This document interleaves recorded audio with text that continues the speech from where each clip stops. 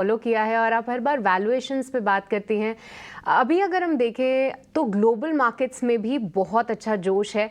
हमने कल ही देखा कि यूएस के मार्केट्स में ऑल टाइम हाई लगा, जापानीज़ इंडेक्स अच्छा कर रहा है, पर इंडिया में निफ्टी 50 हाई पे है, बैंक निफ्टी से परफॉर्मेंस नहीं है। पर अभी 2024 के लिए आप इंडिया को कैसे प्लेस देख रही हैं? क्या आपको लगता है कि जिस तरीके का 2023 में स्मॉल कैप और लार्ज कैप से पार्टिसिपेशन आया, इस साल भी वो कंटिन्यू हो सकता है? और साथ ही ग्लोबल मार्केट्स के कंपैरिजन में क्या हम आउट परफॉर्म कर सकते हैं?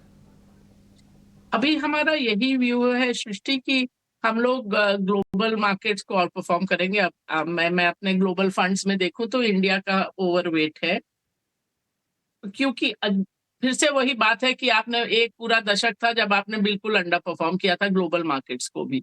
तो अब वो स्थिति बदली है तो अच्छा ही लगता है। ऐसा नहीं कि हमारा जापान में भी हम लोग ओवरवेट हैं।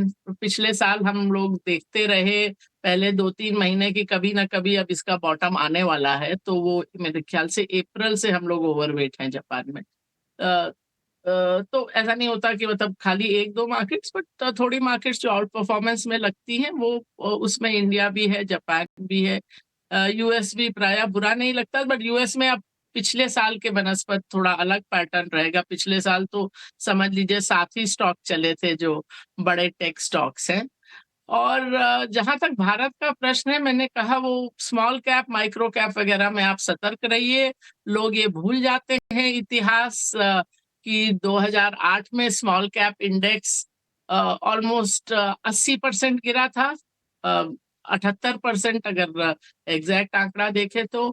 और 2000 उसके बाद वो लेवल आई 2016 में, वो आपको याद हो तो वो 17-18 में 1.5 साल की तेजी वहां तब भी थी। और फिर 18 में भी जब वो गिरा तो लगभग 2/3 गिरा। तो अभी मैं देखती हूँ कई एडवाइजर्स, कई फंड्स ऐसा बोलते हैं कि पिछले 2 साल या 3 साल में हमने ये स्मॉल कैप में 40% 50% कंपाउंडिंग दी। तो मैं एक बार दर्शकों को याद दिला दूं कि कोई चीज 2/3 गिरती है, उसके बाद वो 3 गुना होती है, तब आप जीरो पर आते हैं। तो आप अगर बॉटम से गिनेंगे तो हमेशा कंपाउंडिंग बहुत अच्छी नजर आएगी। तो इस चीज से भी सतर्क रहिए। इस स्मॉल कैप में मैं तो देख रही थी कुछ लोग ये भी डाल रहे हैं कि देखिए स्मॉल कैप फंड में पिछले साल कितना पैसा बना, तो वो 1 साल का आप रिटर्न देख के उसमें कूदेंगे तो वो खाई में कूदना हुआ। तो वहां पर आपको सतर्क रहने की जरूरत है। जहां तक मैंने कहा लार्ज कैप मेन स्ट्रीम की बात है, वहां हमको उतना बड़ा खतरा मीडियम टर्म में नहीं लगता है। स्मॉल टर्म में, शॉर्ट टर्म में थोड़ा हेज खरीद रखा है कि कुछ ऊपर नीचे होता है तो प्रोटेक्शन है।